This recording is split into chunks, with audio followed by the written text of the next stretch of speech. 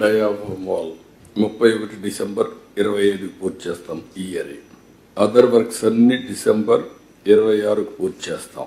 చిన్న పెద్ద వర్క్లన్నీ కూడా డిసెంబర్ 26 కాకుండా నేనేమన్నా జూన్ పూర్తి చేయమన్నా.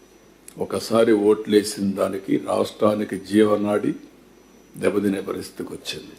ఈరోజు ఇంటర్నేషనల్ ఎక్స్పర్ట్స్ని పెట్టారు. వాళ్ళంతా వచ్చి స్టడీ చేశారు. మన వాళ్ళైతే ఐఐటి మెడ్రాస్ చేశారు, అందరూ చేశారు.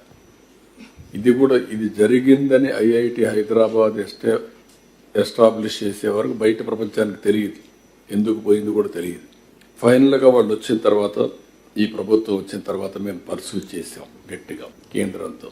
ఎక్స్పర్ట్ కమిటీ అప్పటికే నామినేట్ చేశారు, అప్పుడప్పుడే వచ్చారు.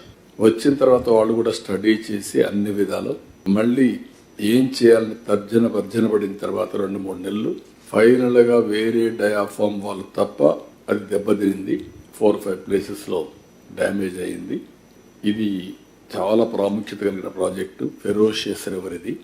ఏదైనా జరగడం జరిగితే చాలా ప్రమాదం వస్తుంది. కాబట్టి no compromise, better to go new diaphragm wall. మళ్ళీ ఇప్పుడు డయాఫామ్ వాల్ కోసం అందరినీ మొబిలైజ్ చేసే పరిస్థితికి వచ్చాం. వర్క్ స్టార్ట్ అయింది. 440 కోట్ల రూపాయలతో పని అయినటువంటి డయాఫామ్ వాల్ రివర్స్ టెండర్ అనే పేరు పెట్టి రాజకీయ కక్షతో మొత్తం ప్రాజెక్టు పైన కక్ష తెచ్చుకునే పరిస్థితికి వచ్చారు. ఇప్పుడు ఒక్క డయాఫామ్ వాల్ 990 crores, 440 కోట్లు కొట్టుకొని పోయింది. ఈరోజు 990 crores ఖర్చు పెట్టే పరిస్థితికి వచ్చాం.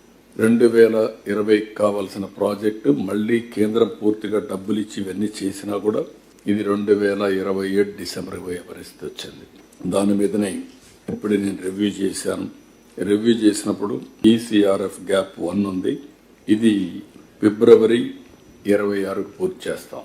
డయాఫ్రమ్ వాల్ 31 డిసెంబర్ 25 పూర్తి చేస్తాం ఈ ఇయర్. అదర్ వర్క్స్ అన్ని డిసెంబర్ 26 పూర్తి చేస్తాం. చిన్న పెద్ద వర్క్లన్నీ కూడా డిసెంబర్ 26 కాకుండా నేనేమన్నా జూన్ పూర్తి చేయమన్నాను. లెఫ్ట్ కనెక్టివిటీస్ అది కూడా 26 జూన్కి పూర్తి చేస్తాం. 26 జూన్కి అది అవుతుంది. రైట్ కనెక్టివిటీస్ చాలా వరకు అయిపోయినాయి.